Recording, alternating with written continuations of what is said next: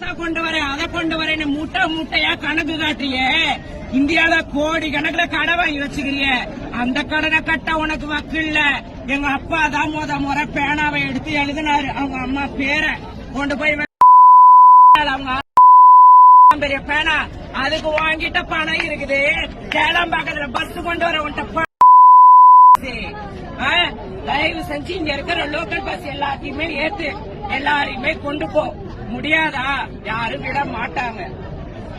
ஏன்னா இங்க எல்லாருமே 150 ரூபாய் காசுக்கும் 250 ரூபாய் காசுக்கும் பொம்பளை ஆனா ஆம்பளைங்களானா ஒரு என்னது வீரன்ற பாட்டில் போய் அவனு இங்க வர கிடையாது. 150 145 ஏன்னா பாட்டில் அவனு இங்க வர கிடையாது. சரியா? நீ என்னதான் பேசினாலும் இங்க பருப்பு கடைய முடியாது.